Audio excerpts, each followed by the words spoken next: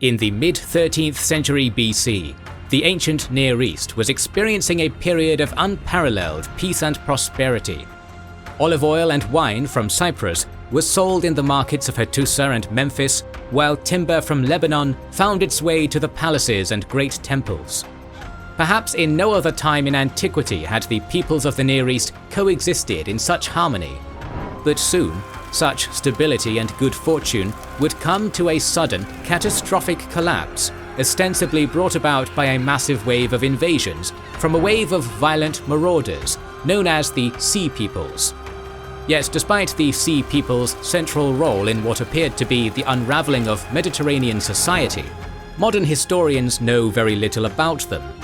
So in this video, we will delve into the Bronze Age's greatest mystery, exploring the various theories about who the Sea Peoples truly were, and the role they played in one of human history's greatest civilizational cataclysms.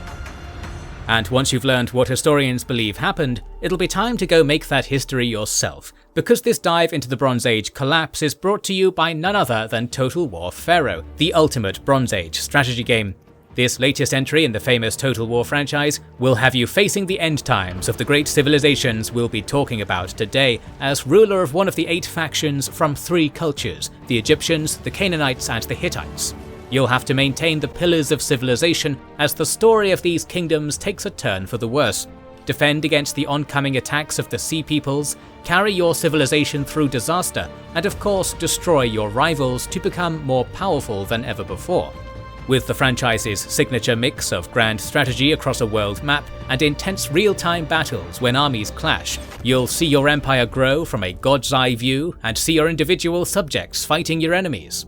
With new features for the franchise like dynamic weather, armor degradation, seasonal flooding, and tons of optimizations and all-round improvements, this latest Total War is going to be an authentic portrayal of the Bronze Age and a top-shelf strategy game experience. The game is out October 11th, so use our link in the description to pre-order or buy it right now. The rapid decline and fall of the great civilizations of the Eastern Mediterranean in the late 1st millennium BCE is known as the Late Bronze Age collapse. Historians and scientists have come up with many possible reasons for this unfortunate series of events, including natural calamities such as sharp changes in climate, widespread famines, and stagnation of the regional economy. However, at least historically, most of the blame was cast upon groups of people from disparate parts of the Mediterranean who ended up on the shores of the Hittite and Egyptian empires. Identified in the inscriptions of Pharaoh Ramesses III as the Peliset, Tejeka, Shekelesh, Danuna, and Weshesh, scholars today collectively call them the Sea Peoples.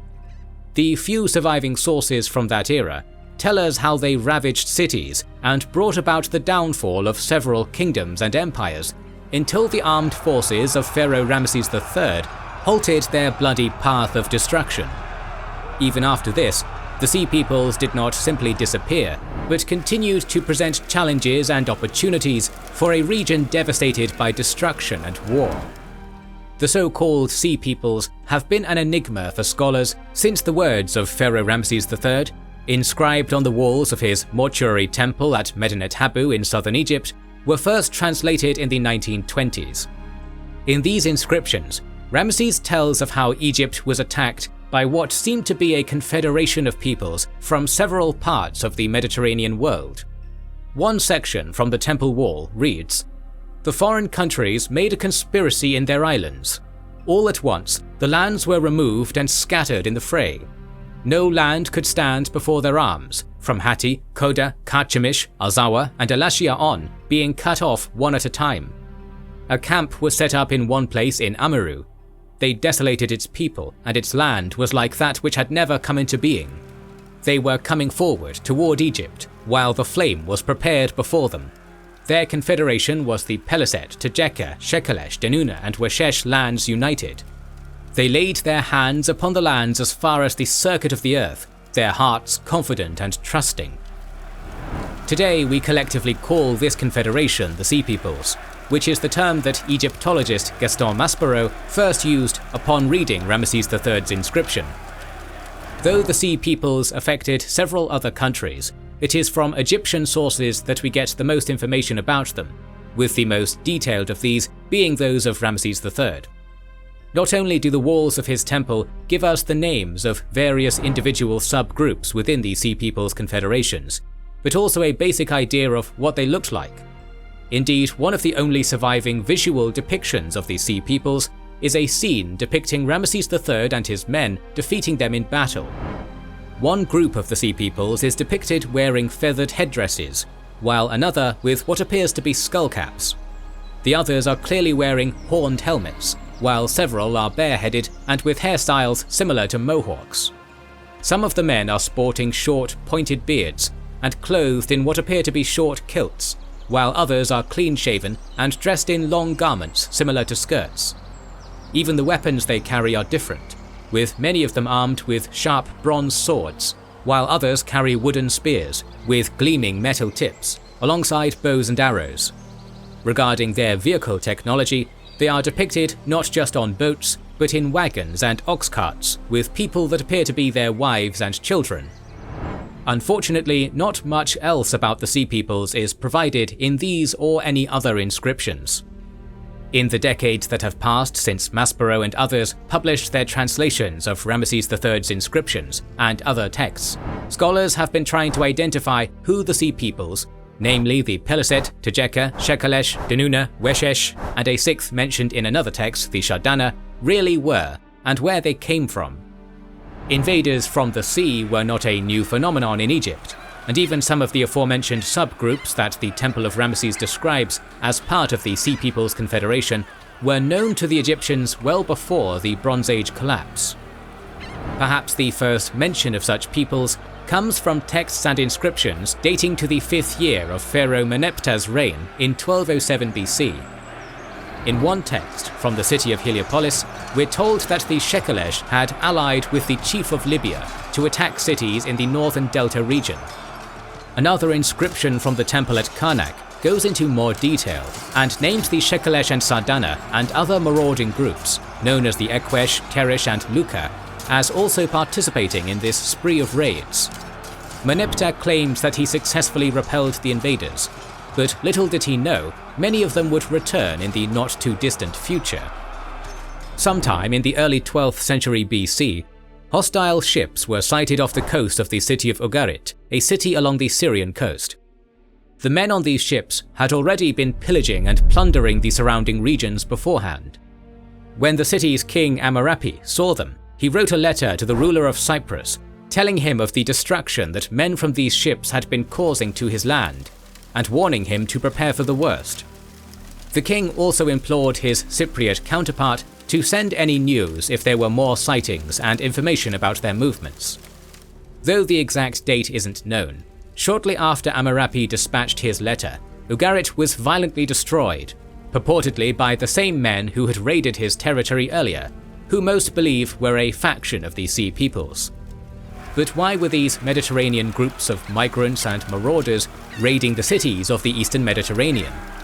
This question has continued to puzzle scholars even today, though many feel that they're coming closer to the answer. Egyptian sources tell us that the various groups of Sea Peoples who ended up on the shores of the Egyptian and Hittite empires didn't just consist of warriors, but also their families, including women and children. Thus it would appear that the Sea Peoples were not simply out for plunder, but likely to settle down and start new lives in a foreign land. With the exception of the Shardana, who were allied with the Libyans in 1207 BC during Pharaoh Meneptah's reign, most scholars believe that the diverse group of peoples who made up the Sea Peoples weren't attacking on the behalf of any particular state, but instead were fleeing due to some so far unknown calamity in their respective homelands. It has been speculated that this may have been a series of massive droughts and famines, some sort of plague, a natural calamity such as an earthquake or volcano, or possibly an undocumented war with an enemy that had forced them to flee. Where they were fleeing from is also a hotly debated topic. Today, most scholars are in agreement that the group known as the Peliset may have originally been from the island of Crete, and were the ancestors of the people who later on would be popularly known as the Philistines. The other groups, though, are more likely to be from the Syrian coast, and were the ancestors of the people who later on would be popularly known as the Philistines. The other groups, though, are much more difficult to trace solely through the use of archaeology and even philology, the study of languages and their relationships to each other. For example, linguists have proposed that the people known as the Danuna may be related to the word Danan, one of the names Homer uses for Greeks in the Iliad. This implies that they were from the Aegean region. Using much of the same logic, many believe that the Shekelesh and Shardana have come from Sicily and Sardinia respectively, based on the name's resemblance to those of these two islands. However, it has also been theorized that instead of leaving Sicily and Sardinia, the Shekelesh and Shardana may have fled there after being unable to settle permanently along the shores of the eastern Mediterranean, Egypt or Anatolia. Around 1177 BC, a date which many but not all scholars agree upon, large groups of sea peoples arrived in the Nile Delta region on ships, while other groups are said to have moved along the land. They were attempting to invade Egypt. Little did they know that they were walking into a trap. Ramesses III and the Egyptians knew the vast Nile Delta region well, especially the places where they could hide their own ships virtually undetected. The pharaoh ordered the fortification of several key positions in the delta, and had Egyptian naval forces lay in wait close to the routes that the sea peoples would have been expected to take, while at the same time positioning army units on Egypt's eastern border with Canaan. Ramses then allowed the sea peoples to enter parts of the delta by ship, so that his navy could ambush and annihilate them. His inscriptions tell us that this strategy worked, resulting in most of the sea peoples being killed or captured.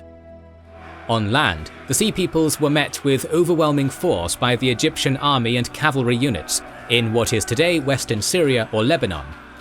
While the battle's details aren't known, like with the battle in the Delta, Ramesses III makes it clear that his men absolutely devastated whatever force the sea peoples had mustered together.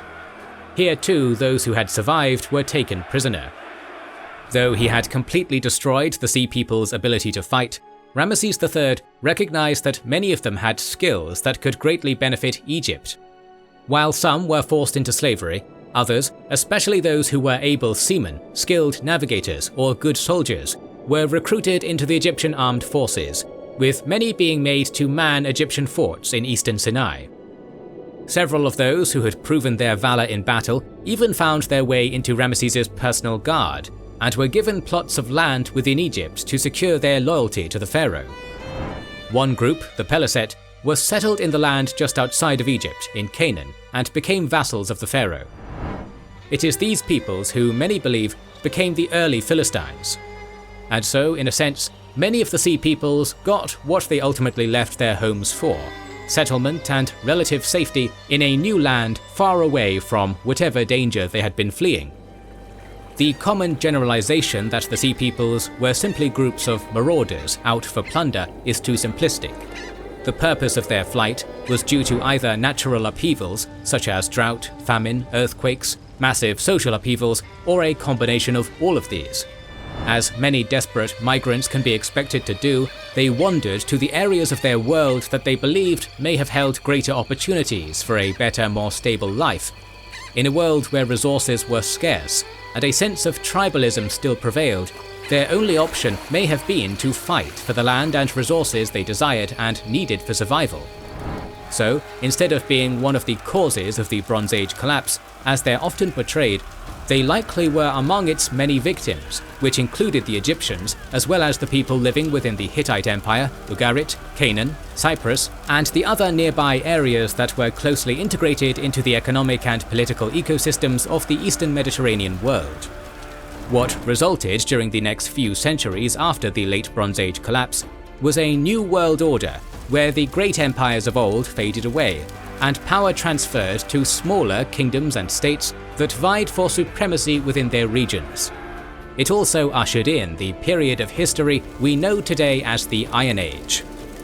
More videos on the mysteries of the ancient world are on the way, so make sure to subscribe and press the bell button. Please consider liking, subscribing, commenting and sharing, it helps immensely. Recently, we have started releasing weekly Patreon and YouTube member exclusive content. Consider joining their ranks via the link in the description or button under the video to watch these weekly videos, learn about our schedule, get early access to our videos, access our private Discord, and much more. This is the Kings and Generals channel, and we will catch you on the next one.